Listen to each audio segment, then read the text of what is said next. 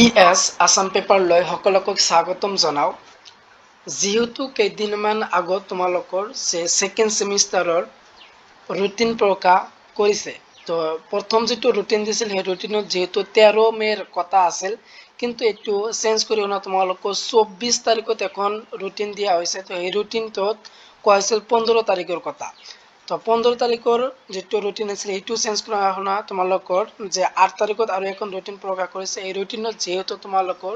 কিছুমান সাবজেক্টৰ টাইম আৰু date change কৰিছে তো তোমালোকৰ যে এই ৰুটিন চাইহনা তোমালোকৰ কাৰেন্ট ৰুটিন এইটো হয় তো এই ৰুটিন হিচাপত তোমালোকৰ ফাইনাল এক্সাম দিব লাগিব তো তোমালোকৰ যে কিমান তাৰিখত কোন কোন সাবজেক্টৰ পৰীক্ষা আছে তো এইখিনি তোমালোকে চাই লোৱা তো ইয়াত দিয়া আছে গুৱাহাটী ইউনিভাৰ্সিটি তো গুৱাহাটী ইউনিভাৰ্সিটিৰ পৰা দিয়া হৈছে আৰু তোমালোকে এইটো কিমান তাৰিখত দিয়া আছে ইয়াত তোমালোকে তলত দেখিবলৈ পাবা যে 8 মে 2025 তো যেহেতু তোমালোকৰ 8 মে তোমালোকৰ এই ৰুটিনটো দিয়া হৈছে তো ইয়াত কোৱা হৈছে FYUGP বা FYIMP BA BSc BCom second semester regular and area examination 2025 revised program তো যিসকল স্টুডেন্ট এই বৰ্ষ সেকেন্ড সেমিস্টাৰ ৰেগুলাৰ পড়ি আছে বা যিসকল স্টুডেন্ট এই বৰ্ষ ফোর্থ সেমিস্টার পড়ি আছে তো ফোর্থ সেমিস্টার যেহেতু তোমালোকে 2024 বর্ষ সেকেন্ড সেমিস্টার ফাইনাল এক্সাম দিছিলা তো ফাইনাল এক্সাম যেহেতু কোনোবাৰ যদি এৰিয়াৰ আইছে তো এৰিয়াৰ যেহেতু তোমালোকে ৰেগুলাৰ আৰু তোমালোকৰ এৰিয়াৰ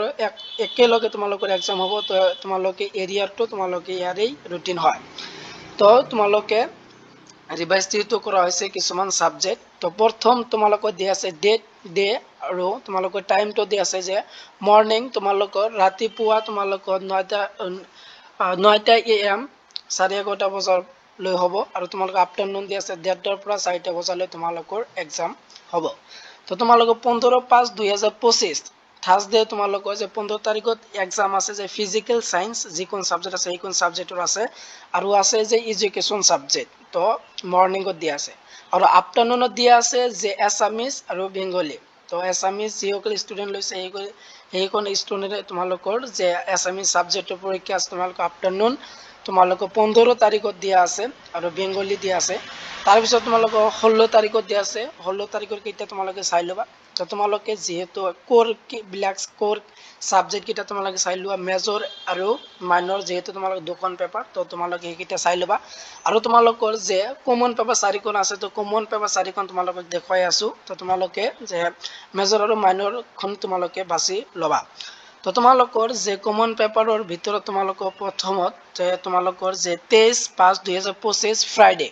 তো তোমালোকৰ 23 তাৰিখত আছে তোমালোকৰ যে আবেলি তোমালোকৰ এক্সাম আছে ইংলিশ কমিউনিকেশন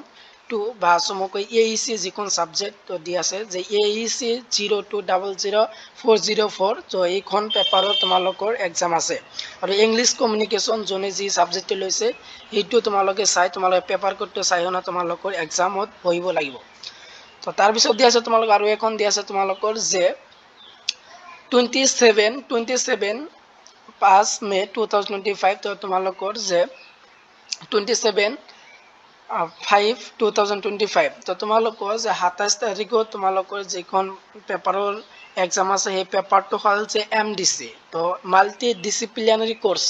বা চমুকৈ MDC যেখন সাবজেক্ট কয় সেইখন সাবজেক্টৰ তোমালোকৰ 27 তাৰিখত আছে তো MDC জনে যি সাবজেক্টটো লৈছে সেই সাবজেক্টৰ এক্সাম দিব লাগিব হেকত আছে তোমালোকৰ যে 30 তাৰিখত দিয়া আছে তোমালোকৰ 30 মে তোমালোকৰ যে আবেলি তোমালোকৰ BSc subject value aided course জনে যি সাবজেক্টটো লৈছা তো সেইখন সাবজেক্টৰ যেহেতু এক্সাম আছে তোমালোকৰ 30 তাৰিখৰ BSc সাবজেক্টৰ আৰু এখন তোমালোকৰ থাকিলে যে যেহেতু 4খন তোমালোকৰ কমন পেপাৰ যে AEC MDC আৰু BSc হেকত থাকিলে আৰু এখন SEC SEC যেহেতু ইয়াত দিয়া নাই তো SECৰ পেপাৰৰ এক্সাম যেহেতু তোমালোকৰ নিজৰ কলেজৰ পৰাই হ'ব কলেজৰ পৰা কোশ্চেন বিলাক কাটিব আৰু কলেজৰ পৰা ৰুটিনটো দি দিব তো তোমালোকৰ নিজৰ কলেজৰ পৰা দিব তা সেই হিচাপমতে তোমালোকৰ SEC পেপাৰটো এক্সাম হ'ব তো এইটো আছিল তোমালোকৰ কাৰেন্ট যেটো তোমালোকৰ ৰুটিন সেকেন্ড সেমিস্টাৰ ৰেগুলাৰ বেস আৰু এৰিয়াৰ তো ৰেগুলাৰ আৰু এৰিয়াৰ এক্সামিনেশন 2025 ৰ এটো ৰুটিন তো ৰুটিনটো তোমালোকে এই ৰুটিন চাই হনা তোমালোকৰ এক্সাম দিবা যেটো তোমালোকৰ 15 মে'ৰ পৰা তোমালোকৰ কিমান তাৰিখ লৈ তোমালোকৰ 4 জুন লৈ তোমালোকৰ এইটো এক্সাম হ'ব সেকেন্ড সেমিষ্টাৰৰ ফাইনেল এক্সামিনেশ্যন বা এৰিয়াৰ যেটো দিয়া আছে 2025 তো তোমালোকে ভিডিওটো ইমানেই আছিল সম্পূৰ্ণ ভিডিও চাই থকাৰ বাবে তোমালোকক ধন্যবাদ জনাও